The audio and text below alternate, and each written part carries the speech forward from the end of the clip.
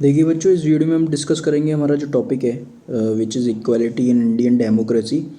Okay. और इससे पहले के जो भी टॉपिक्स हैं हम लोग डिस्कस कर चुके थे बेटा इन द प्रीवियस पार्ट्स। तो अगर आपने वो पार्ट्स नहीं देखे हैं तो you can check on our channel पर जाके आप देख सकते हो। सभी एक अरेंज है ना, part 1, part 2, part 3, part 4। Okay. तो इंडियन डेमोक्रेसी में आपकी इक्वलिटी कैसे आपको देखने को मिलती है ना। आपके इंडिया में डेमोक्रेटिक सिस्टम है ना। डेमोक्रेटिक सिस्टम जो है ना चलता है, डेमोक्रेटिक गवर्नमेंट चलती है, तो उसके अंदर आपकी समानता है ना। इस तरीके से उसमें बताया गया है कि कैसे इंडिया में कानून बनाए गए हैं जिसमें सभी लोग समान रखे गए हैं। ओके। इससे पहले जो थे आपके कोई भी कानून नहीं थे ऐसी इसके खिलाफ, इन सभी जो सोशल ईवल्स होते हैं उनके खिलाफ। ओके। तो पढ़ेंगे इक्वलिटी इन इंडियन डेमोक्रेसी, समानता आपके भारतीय लोकतंत्र में बताया गया है। The Indian constitution recognise every person is equal. तो इंडिया के अंदर क्या है, आपका एक कॉन्स्टिट्यूशन है सबसे बड़ा, जो कि सबसे बड़ा कॉन्स्टिट्यूशन माना जाता है पूरे वर्ल्ड का, इंडियन कॉन्स्टिट्यूशन, भारतीय संविधान। Okay. This means that every individual in the country including male and female persons from all caste, religion, tribes, educational and economic backgrounds are recognised as equal. ठीक है। तो सभी को कॉन्स्टिट्यूशन में ये बताया गया है कि हर एक नागरिक, हर एक पर्सन जो है इक्वल है। ओके, समान है। अब वो कोई भी हो, मेल हो, फीमेल हो, किसी भी कास्ट का हो, किसी भी धर्म का हो, किसी भी ट्राइब है ना, एजुकेशनल उसका कोई भी बैकग्राउंड हो, इकोनॉमिक कोई भी बैकग्राउंड हो, अमीर हो या गरीब हो, इट डजेंट मैटर। तो सभी लोग जो हैं इक्वल माने गए हैं। तो this is not to say that inequality ceases to exist. Okay. तो इसमें अब आप ये नहीं बोल सकते कि इक्वलिटी जो है, इनइक्वलिटी जो है ना नहीं देखने को मिलती है आपको, it doesn't. But at least in democratic India, but अगर आप बात करें डेमोक्रेटिक इंडिया में, the principle of the equality of all person is recognised. Okay. लेकिन फिर भी ये सिद्धांत तो हम लोगों ने माना है और रखा हुआ है अपने कॉन्स्टिट्यूशन में, संविधान में, कि सभी लोग जो है ना, सभी पर्सन्स को, कैसा भी पर्सन हो है ना, किसी भी कास्ट से आता हो, रिलीजन से आता हो, ट्राइब है ना, ट्राइबल हो, एजुकेशनल या इकोनॉमिक कोई भी बैकग्राउंड हो उसका, सभी लोगों को इक्वल रिकॉग्नाइज्ड किया जाता है। अब while earlier in the next page, no law existed to protect people from discrimination and ill treatment. लेकिन अगर अपन बात करें इससे पहले के, संविधान बनने से पहले की अगर बात करें, तो उस समय जो है ना कोई कानून नहीं हुआ करता था जिससे कि बचाया जा सके लोगों को डिस्क्रिमिनेट होने से, है ना, उनके ऊपर अत्याचार होने से और उनके साथ भेदभाव होने से, है ना। तो ये सारी चीज़ें अब कानूनी रूप से जो है ना गलत हैं। And now there are several that work see that people are treated with dignity and as equals. Okay. लेकिन अगर आप अभी की बात करेंगे तो काफ़ी लॉज जो है ना वो बन चुके हैं, काफ़ी कानून जो है ना अपने संविधान में बनाए गए हैं। ओके, लोगों द्वारा और लीडर्स द्वारा।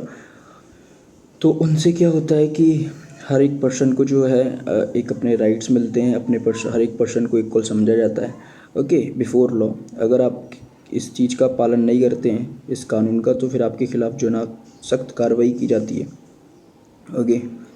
तो इसमें भी बताया गया था कि the parliament is the cornerstone of our democracy and we are represented in it through our elected representative. इसमें आप देख रहे हो ना, ये पार्लियामेंट, यहाँ पर अब ये संसद भवन है।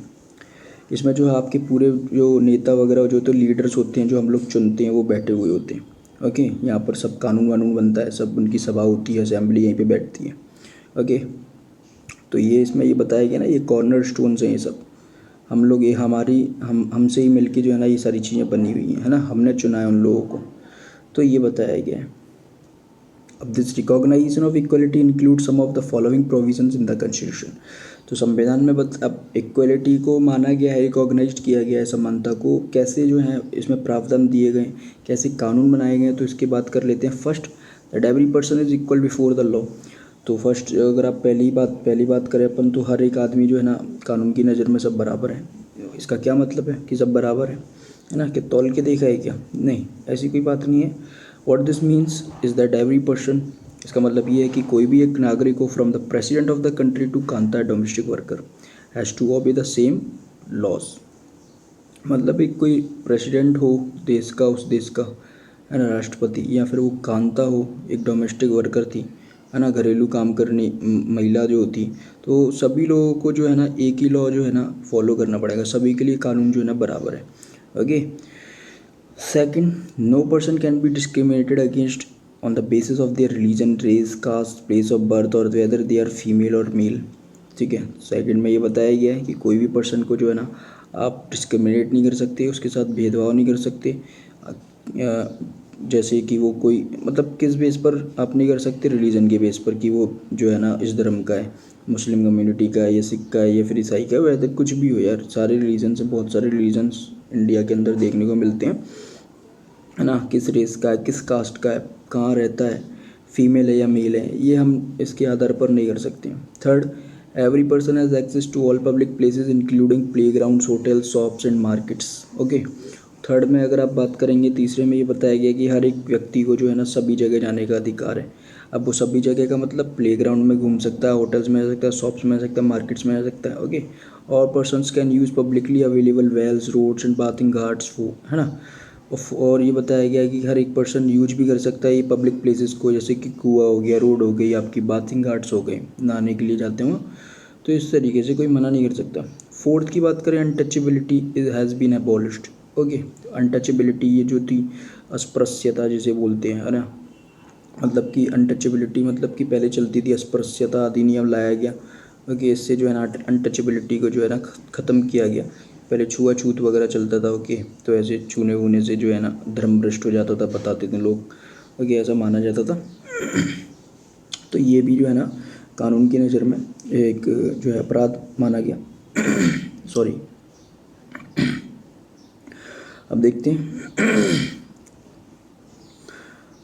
हैं the two ways in which the government has tried to implement the equality that is guaranteed in the constitution is first through laws and second through government programs or schemes to help disadvantaged communities। दो तरीक़ों से government जो है ना try करती है कि equality को इम्प्लीमेंट किया जा सके, है ना, समानता को आप जो है ना एक तरीके से ग्राउंड लेवल पर मतलब उसको ऐसा इम्प्लीमेंट करें, है ना, उसको लाएं भारत के अंदर कि सभी लोग समान व्यवहार करें एक दूसरे के साथ। तो ये कैसे संभव है? That is guaranteed in the constitution. पहले तो कॉन्स्टिट्यूशन में लॉ बना दिया, कानून बना दिया कि कोई अगर ऐसा काम करेगा तो ये अपराध की श्रेणी में आएगा, कोई ऐसा काम करेगा तो उस पर इतना जुर्माना, इतना कारावास, ये सारी चीज़ें ये नहीं कर सकते हैं आप, किसी से भेदभाव नहीं कर सकते हैं रिलीजन या कास्ट के आधार पर। तो ये एक तो कानून की तरीके से बना दिया कॉन्स्टिट्यूशन में। और दूसरा जो है ना गवर्नमेंट प्रोग्राम चलाती है, स्कीम चलाती है, योजनाएं चलाती हैं, है ना, तो लोगों के लिए इससे भी काफ़ी फ़ायदा मिलता है। देखते हैं, there are several laws in India that protect every person right to be treated equally. कई सारे कानून हैं अपने इंडिया में जो कि लोगों के राइट्स की रक्षा करती है ना, उनको बराबर हक देती है सारे कामों में। In addition to laws the government has also, अब देखते हैं नेक्स्ट पेज पर, set up several schemes to improve the lives of communities and individuals who have been treated unequally for several centuries। गले में यार खराश हो रही है तो थोड़ा सा इसको टॉलरेट करना आप लोग। तो गवर्नमेंट ने काफ़ी जो है ना बहुत सारी स्कीम्स भी चला के रखी हुई, योजनाएं चला के रखी हैं जिससे कि ज़िंदगियां जो हैं इनकी अच्छी बने, कम्युनिटीज़ की, इंडिविजुअल की, लोगों की, है ना। और इनको जो है अनइक्वली ट्रीट नहीं मतलब कि बहुत कई टाइम से जो है ना, कई सेंचुरी से, मतलब कि कई सालों से इनको जो है अनइक्वली ट्रीट किया जा रहा था, लेकिन अब इनको इक्वली ट्रीट करने का जो है मौका दे रही है। This schemes are to ensure greater opportunity for people who have would not had this in the past, है ना। तो ये स्कीम्स के जरिए जो है ना बहुत सारे अवसर लोगों को मिल रहे हैं, जो अवसर उनको पास्ट में यानी कि उनके पुराने टाइम में नहीं मिले थे उनको, है ना। ओके, तो इसमें भी बताया गया है ज़ीरो हंगर, है ना। ये बात बहुत इंपॉर्टेंट है बेटा, याद रख लेना। ये सस्टेनेबल डेवलपमेंट गोल हैं यूनाइटेड नेशंस के, है ना। ऐसे 17 डेवलपमेंट SDGs हैं, सस्टेनेबल डेवलपमेंट गोल्स, है ना। तो इसमें से दूसरा है गोल नंबर 2, है ना, ज़ीरो हंगर यानी कि भुखमरी को मिटाओ। इसमें बताया भी गया है इसका एम, देखो इसमें मैं आपको एम बता देता हूँ। इसमें आपका एम बताया गया, आप पढ़ सकते हो। एंड हंगर, भुखमरी को मिटाना है। Achieve food security, food security को अच्छा करना है। इम्प्रूव न्यूट्रिशन, न्यूट्रिशन भी उसमें होनी चाहिए, ऐसा नहीं कि आप पेट भर रहे हो बस, है ना। प्रोटीन्स, कार्बोहाइड्रेट्स और फैट्स और विटामिन, मिनरल्स, ये सारी चीज़ें भी होनी चाहिए। प्रमोट सस्टेनेबल एग्रीकल्चर, एग्रीकल्चर भी आपका ऐसा होना चाहिए कि आने वाली पीढ़ी भी उसको एंजॉय कर सके, है ना। ऐसा नहीं कि आप बिल्कुल खेती करते जा रहे हो, फर्टिलाइजर्स यूज करते जा रहे हो और खेती कर करके आप मिट्टी को ख़राब करते जा रहे हो। है ना, और ज़्यादा से ज़्यादा केमिकल यूज जो है ना करके आप ऐसी वो बना रहे हो ना फसल जो कि आपके लिए ज़्यादा लाभदायक नहीं होगी, ओके, आपके स्वास्थ्य के लिए। तो ये भी आपको करना है ना, लैंड को आपको वो करके चलना है, सस्टेन करके चलना है। अब देखेंगे, ये इंपॉर्टेंट है। One of the steps taken by the government includes the mid day meal scheme. अब एक स्टेप्स जो है ना गवर्नमेंट द्वारा उठाया गया, स्कीम चलाई गई मिड डे मील, है ना, मध्याह्न भोजन योजना। तो इसके तहत क्या होता है, मैं आपको बता दूं कि गवर्नमेंट स्कूलों में बच्चों को लंच कराया जाता है ना, फ्री। और इससे इसका मतलब क्यों है कि इसका मतलब क्या है कि this refers to the programme introduced in all government elementary schools to provide children with cooked lunch, है ना। तो एलिमेंट्री स्कूल्स जो हैं, एलिमेंट्री स्कूल्स आप समझ सकते हो अप टू 5th, है ना। तो उन बच्चों को जो है ना, बच्चों को कुक्ड लंच मिलता है ना, और उनको खाना खाने जो है ना घर नहीं जाना पड़ता, ओके, उनको वहीं स्कूल में ही मिल जाता है। और फिर जब पेट भरा होता है तो जो इंसान है उसका भी मन भी लगता है ना सभी कामों में। तो इस तरीके से ये कुछ इनिशिएटिव है जो कि गवर्नमेंट चला रही है। Tamil Nadu was the first state in India to introduce this scheme and in 2001 the Supreme Court asked all state governments to begin this programme in their schools with in 6 months। ठीक है बेटा, पढ़ते पढ़ते क्या ज़बान फिसल जाती है, उल्टे सीधे बोल जाते हैं, इसका मतलब ये नहीं है। आप देख रहे हो वीडियो तो आप अच्छे से समझ पाओगे, थोड़ा सा बस भावनाओं को समझो आप, है ना। ऐसा नहीं है कि वर्ड्स फिसल जाते हैं तो जो है ना मुझे पढ़ना नहीं आ रहा है, ऐसा कुछ नहीं है। तो मैं आपको समझा रहा हूँ, आप सुनिए, है ना। वर्ड्स अगर ऐसे कुछ स्लिप हो जाते हैं तो उसके लिए मैं माफ़ी चाहता हूँ। ओके, क्या करें यार, बोलते बोलते जो है ना हो जाता है ऐसा काम, नहीं चाहते हुए भी हो जाता है। तो तमिलनाडु जो था वो पहला स्टेट था, राज्य था इंडिया में जिसने सबसे पहले ये स्कीम को इम्प्लीमेंट किया। फिर 2001 में जो है ना 2001 में सुप्रीम कोर्ट ने सभी स्टेट गवर्नमेंट्स को कहा कि यार ये स्कीम बहुत अच्छी है, 6 महीने के अंदर जो है ना आप लोगों को ये इम्प्लीमेंट करनी है अपने राज्यों में, है ना। अपने राज्यों में भी, स्कूलों में भी इसको इम्प्लीमेंट करो और ये लंच वंच प्रोवाइड कराओ बच्चों को, गरीब बच्चों को, अपने स्कूल में बच्चों का ना lunch. This programme had many positive effects. इसके कई सारे पॉजिटिव इफेक्ट्स आपको देखने को मिले। This include the fact that more poor children have begun enrolling regularly attending school. इससे ये हुआ कि लोग, बच्चे जो हैं, पहले तो माता पिता इसीलिए नहीं भेजते थे यार कि पहले पढ़ाने दे दो, फिर खाना पीना, उनको भूख लगती थी तो भूख में वो कैसे पढ़ सकते हैं, ओके। तो इससे ये हुआ कि स्कूल में जब खाना उनको मिला तो फिर वो ज़्यादा से ज़्यादा गए। किसी किसी के घर पे तो पुअर चिल्ड्रन को जो है ना खाना ही नसीब नहीं होता तो वो खाने के बहाने भी पढ़ने चले जाते हैं, ओके। तो teachers reported that earlier children would often go home for lunch and that then not return to school, but now with the mid day meal being provided in school their attendance has improved, है ना। पहले ये होता था teachers ने report किया कि children जो है ना बच्चे बहाना करके चले जाते थे। और बहाना करके जाने की बात नहीं है यार, भूख लग जाती है, लंच करने तो जाएंगे ना। आप भी अगर गए होंगे टिफ़िन रख के ले जाते हो ना, अपना टिफ़िन मम्मी पापा पैक करके दे देते हैं आपको घर स्कूल में खाने के लिए। तो ये बच्चे भी हैं तो इनको भी लंच करने के लिए जाना पड़ता है। घर जाते हैं तो घर पे जो है ना फिर ये लौट के ही नहीं आते हैं, ओके। और अब ये इतने पुअर हैं कि इन्हें सुबह सुबह जो है ना मम्मी काम करने या कहीं चली जाती हैं, है ना। तो फिर क्या हो जाता है कि बना नहीं पाते हैं खाना वगैरह, या किसी किसी के घर तो खाना भी नसीब नहीं है। तो ऐसी बड़ी एक्सट्रीम कंडीशन होती है इनके साथ में, तो सोचना पड़ता है आपको भी, है ना। तो सोच के आपको पता लगेगा। Meal being provided in school, okay. तो then return now with the mid day meal being provided in school their attendance, हाँ उनकी अटेंडेंस इंप्रूव हुई है। और their mothers who earlier had to interrupt their work to feed their children at home during the day now no longer need to do so. इसका मतलब ये है कि अब जब उनकी माँ जब पहले जो है ना अपना काम छोड़ के, है ना, कहीं काम करने गई और इतने में उनका बच्चा आ गया, उनको जाना पड़ता था घर पे, ठीक है। तो जिससे कि वो डिस्टर्ब होती थी, इंटरप्ट होता था उनका काम, ओके। तो इससे ये भी नहीं होता, अब तो घर घर जाना ही नहीं पड़ता उन बच्चों को। This programme has also helped reduce caste prejudices because children of all caste in the school eat this meal together and in a quite few places. और कुछ इस प्रोग्राम के तहत ये भी हुआ कि सभी कास्ट के लोग बैठते हैं, सभी बच्चे बैठते हैं, अलग अलग डिफरेंट कास्ट्स के। और जो है पुराना जो पूर्वाग्रह था आपका, है ना, पूर्वाग्रह जो मतलब कि पुरानी थिंकिंग, ऑर्थोडॉक्स थिंकिंग जिन्हें आप बोल सकते हो, पुरानी चीज़ें जिन्हें जो मान्यताओं को मानते हुए आ रहे हैं, तो ये सारी प्रेजुडिसेस भी जो है ना रिड्यूस होते हैं कास्ट प्रीजुडिसेस, ओके। तो जाति आधारित जो भी पूर्वाग्रह होते थे कि यार इस जाति के साथ, इस जाति के लोगों के साथ में बैठना नहीं है हमको, खाना नहीं खाना है इनका छूना भी नहीं है ना। तो ये सारी चीज़ें होती थी, तो वो भी रिड्यूस हुई, कम हुई, है ना। साथ में मतलब लोग खाना खाते हैं टुगेदर। और Dalit women have been employed to cook this meal, okay, the meal. तो दलित वुमेन को भी हायर किया गया है। इसमें खाना कौन पका के देगा? एक दलित महिला, ओके। तो सब लोगों को खाना पड़ेगा। The mid day meal programme also helps reduce the hunger of poor students who often come to school and can not concentrate because their stomachs are empty, okay. तो मिड डे मील प्रोग्राम के तहत ये काफ़ी अच्छा programme जो है मुझे लगा, और इससे जो है हंगर भी पुअर स्टूडेंट्स की जो है कम हुई, ओके। और लोग स्कूल आते हैं, बच्चे स्कूल आते हैं, कंसंट्रेट करते हैं। और पहले नहीं कर पाते थे यार, क्योंकि उनके पेट ही खाली रहते थे, तो दिमाग तो ऑलरेडी खाली रहता है, रहेगा ही, ओके। तो ये देखो, children being served their mid day meal at a government school in Uttarakhand, ये दिया गया, पढ़ लेना है ना। अब इसमें यह बताया गया है, while government programs play an important role in increasing equality of opportunity, there is much that still needs to be done, okay। तो गवर्नमेंट प्रोग्राम्स काफ़ी कुछ प्ले कर रही है रोल, है ना, इक्वालिटी जो है ना, अपॉर्चुनिटी देने में, अवसर देने में, सभी को समान अवसर मिले, ओके। और बहुत अभी ज़रूरत भी है बहुत सी चीज़ों की, है ना, needs to be done. while the midday meal program has helped increase the enrollment and attendance of poor children in school, there continues to be big differences in our country between schools that the rich attend and those that the poor attend, okay।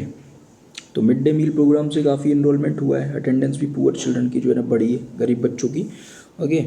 लेकिन एक difference आपको ये important मुझे line लगी, है ना, इस बात को आपको समझना होगा कि एक बड़ा अंतर आपको देखने को मिल जाएगा कंट्री में, जो स्कूल्स, है ना, जो गरीब अमीर बच्चे जाते हैं और जो गरीब बच्चे जाते हैं, उन स्कूलों में काफ़ी ज़मीन आसमान का अंतर होता है यार। जैसे ये ज़मीन है और वो आसमान है, इस तरीके से। Even today, there are several schools in the country in which Dalit children like Om Prakash Valmiki are discriminated against and treated unequally. Okay, तो आज भी अगर आप देखें कई सारे स्कूलों में बेटा, कंट्री के अंदर बहुत सारे स्कूल्स हैं, तो वहाँ पर दलित चिल्ड्रन जो होते हैं, बच्चे होते हैं, तो उनको अच्छे से जो है ट्रीट नहीं किया जाता, उनको भेदभाव उनके साथ किया जाता है, जैसे ओम प्रकाश वाल्मीकि जी के साथ किया जाता था, है ना, स्टोरी में हम पढ़ चुके हैं। तो these children are forced into unequal situations in which their dignity is not respected, okay। तो इनको ज़बरदस्ती ये काम कराया जाता है, ढकेला जाता है, जिससे कि इनकी डिग्निटी जो है ना, वो उनको अच्छी रिस्पेक्ट नहीं दी जाती, उनकी सेल्फ रिस्पेक्ट अपने ही नज़रों में वो लोग अपनी जो है इज्जत नहीं करते हैं, है ना, उनकी डिग्निटी का वायलेशन हम लोग करते हैं, ओके। तो ऐसा नहीं करना चाहिए, है ना। तो this is because people refuse to think of them as equal even though the law requires it, okay. तो कानून की नज़र में ये चीज़ गलत है, ओके। और लॉ बनाया गया कि सभी लोग इक्वल हैं, बिफोर लॉ सभी लोग इक्वल हैं, लेकिन लोग बागों को ये मजबूर किया जाता है सोचने पर कि वो इक्वल नहीं है ना। तो ऐसा नहीं करना चाहिए। One of the main reasons for this is that attitudes changes very slowly.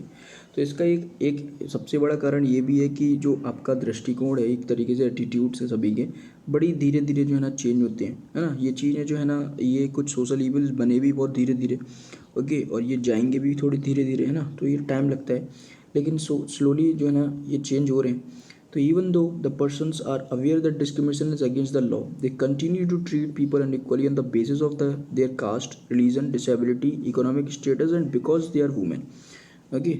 तो हालांकि पर्सन्स को ये जानकारी है, पता है कि वो डिस्क्रिमिनेशन जो है ना, भेदभाव कर रहा है, तो ये अगेंस्ट द लॉ है, लॉ के ख़िलाफ़ है, कानून के ख़िलाफ़ है, लेकिन फिर भी वो कंटिन्यू करता है, लोगों को अनइक्वली ट्रीट करता है, कास्ट के आधार पर, रिलीजन के आधार पर, डिसेबिलिटी के आधार पर, इकोनॉमिक स्टेटस के आधार पर, और चाहे वो वुमेन भी हो तो भी वो उस पर जो है ना अत्याचार करता है ना, ये डिस्क्रिमिनेट उसके साथ भेदभाव करता है, ये जानते हुए भी कि ये कानूनन अपराध है, फिर भी। It is only when people begin to believe that no one is inferior and that every person deserves to be treated with dignity, okay, that present attitudes can change, okay। तो इसमें ये बताया गया है कि लोग वाग जो है ना ये सारी चीज़ें करते हैं, और ये ऐसा करना तभी बंद होगा जब लोग वाग ये समझेंगे कि कोई भी जो है ना जो है ना नीचा नहीं है ना, कोई भी छोटा नहीं है, सभी लोगों को जो है सभी लोग डिज़र्व करते हैं, है ना, डिग्निटी सभी की है, ओके। उनको जो है ना रिस्पेक्ट देनी चाहिए, ओके। तभी ये एटीट्यूड जो है ना चेंज हो पाएगा। ऐसे लॉ बना लेने से जो है ना काम नहीं चलता है ना, आपको इम्प्लीमेंट खुद ही करना पड़ेगा, लोगों को भी ये समझना होगा, ओके, कि कोई भी जो है ना इन्फीरियर नहीं है, सभी लोगों की डिग्निटी होती है, ओके। तो हमें उसकी डिग्निटी को कभी भी ठेस नहीं पहुंचानी चाहिए। तो establishing equality in a democratic society that is a continuous struggle and one in which individuals as well as various communities in India contribute to, and you will read about more this in this book, है ना। तो इसमें ये बताया गया है कि equality को एस्टेब्लिश किया गया है ना, बनाया गया है डेमोक्रेटिक सोसाइटी में। तो ये कंटिन्यूस स्ट्रगल है, चल रहा है अभी भी सतत एक तरीके से, और ये स्ट्रगल चलता रहेगा। और लोग वागों को, है ना, और कम्युनिटीज़ को इंडिया के अंतर्गत तो जो है आना पड़ेगा और सभी को कंट्रीब्यूट करना पड़ेगा इसमें, है ना। लॉ बना लेने से काम नहीं चलता है, सभी को ये चीज़ माननी पड़ेगी, फेवर करनी पड़ेगी, ओके, तभी जाके काम चलेगा। और इसके बारे में और भी अच्छे से हम लोग इस बुक में अच्छे से डिस्कस करेंगे, है ना। ये मैं बताया गया है, you will read more about in this book, okay. अब issues of equality in other democracies, ये बेटा हम लोग टॉपिक बाद में डिस्कस करेंगे इन द नेक्स्ट वीडियो, क्योंकि वीडियो काफ़ी बड़ा हो गया है तो आपको भी थोड़ा सा वैसा लगेगा, okay.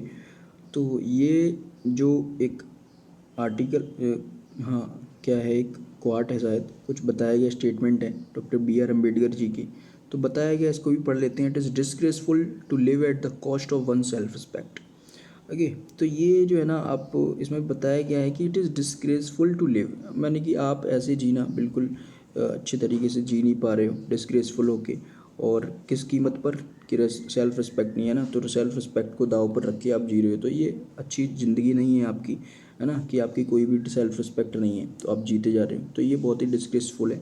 Self respect is the most vital factor in life, तो ये काफ़ी ज़रूरी है सेल्फ रिस्पेक्ट, ओके। आत्मसम्मान आपका काफ़ी जीवन में मायने रखता है।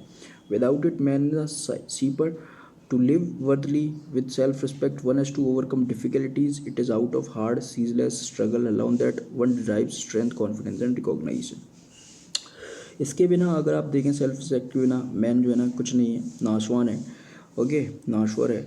और शिफर का मतलब यही होता है, ओके, वर्ड का मीनिंग, और उसकी कोई कदर नहीं है यार, यानी कि, है ना, इस तरीके से आप समझ सकते हो। अगर आपको अच्छे से आपकी इज्जत करवानी है, अगर आपको सेल्फ रिस्पेक्ट के जीना है, तो आपको काफ़ी सारी डिफ़िकल्टीज़ को ना ओवरकम करना पड़ता है ना। ऐसा नहीं है कि आप जो है ना लगे हुए हैं बस, कि जो है आप ऐसी कंडीशंस में टॉलरेट कर रहे हो सारी चीज़ें, तो आपको ये डिफ़िकल्टीज़ को ओवरकम करना पड़ेगा, लड़ना पड़ेगा, फाइट करना पड़ेगा, है ना, और स्ट्रगल करना पड़ेगा, तभी ये सारी चीज़ें आपको मिलती हैं, स्ट्रेंथ मिलती है, कॉन्फिडेंस आता है, रिकॉग्नाइजेशन आपको मिलेगा, सभी जगह पर मान्यता मिलेगी आपको, ओके। तो ये सारी चीज़ें आपको बनानी पड़ती हैं। मैन इज़ मोर्टल, मैन जो आपको पता है अमर नहीं है ना, तो सभी लोग जो है ना सभी लोगों को मरना ही है एक ना एक दिन। Every one has to die some day और द अदर, कभी ना कभी तो मरना ही है, आज या कल। But one must resolve to lay down one's life in enriching the noble ideas of self respect and in bettering one's human life, okay. तो इसमें बताया गया, तो क्यों ना यार हम लोग जो है ना अपनी पूरी लाइफ को इस तरीके से जिएं सेल्फ रिस्पेक्ट के साथ, और अपने आइडियाज़ को, सेल्फ रिस्पेक्ट के आइडियाज़ को, नोबल आइडियाज़ को फैलाएं, और अच्छी बेटरिंग एक लाइफ बनाए लोगों की, ह्यूमन लाइफ की, जिससे कि ह्यूमन लाइफ और अच्छी बने, बेटर बने, okay. Nothing is more disgraceful for a brave man than to live life devoid of self respect. तो एक इससे बड़ी बात क्या हो सकती है, मतलब कि डिस्ग्रेसफुल बात क्या हो सकती है, कि कोई ब्रेव बहादुर इंसान है जो बिना सेल्फ रिस्पेक्ट के रह रहा है, तो इससे बेकार बात कुछ भी नहीं हो सकती है ना। तो ऐसे जो है ना आपको नहीं रहना चाहिए, without self respect you are nothing, okay. तो ये बताया गया है डॉक्टर B.R. अम्बेडकर जी का ये जो है स्टेटमेंट है। तो होप सो आपको समझ में आया होगा डिग्निटी के भी बारे में। तो काफ़ी डिग्निटी जो है ना वो बहुत ही ज़्यादा इंपॉर्टेंट थिंग है ना। सेल्फ रिस्पेक्ट, है ना, is the most vital factor in life, तो ये भी बताया गया है। तो आशा करता हूँ कि आपको समझ में आया होगा सारा वीडियो, है ना। हमने जो है ना काफ़ी अच्छे से बुक रीडिंग की है। तो if you have any doubt, फिर भी आपको कोई डाउट लगता है तो you can ask me in the comment section, and DM भी करके पूछ सकते हो। इंस्टा ID मैंने दे दी है, पर्सनली मैसेज करके पूछ सकते हो 24/7 कभी भी। I will resolve your doubt, है ना। और वीडियो अच्छा लगता है तो लाइक करें, सब्सक्राइब करें, शेयर करें टू द नीडी स्टूडेंट्स। ऐसे बच्चों तक फैलाएं बेटा कि जिन्हें ऐसे बुक रीडिंग करना पसंद आता है, ओके। तो हम हर एक चीज़ को डिस्कस करते हैं, कुछ भी चीज़ छोड़ते नहीं है, अपडेटेड सिलेबस रहता है, ओके। और कमेंट सेक्शन में भी बताएं कि वीडियोस कैसी लगी, कोई भी कमी होती है तो भी बताएं, तो भी मैं इम्प्रूव करने की कोशिश करूँगा, ओके। एंड शेयर ज़रूर करें, है ना, आपसे हम्बल रिक्वेस्ट है, हर कोई सुनता ही नहीं है। चलो ठीक है, वो तो आपकी मर्ज़ी है, देखना है तो आपको लाइक करें, है ना, पसंद आता है तो भी। तो मिलते हैं in the next video, chill then goodbye, take care and thank you.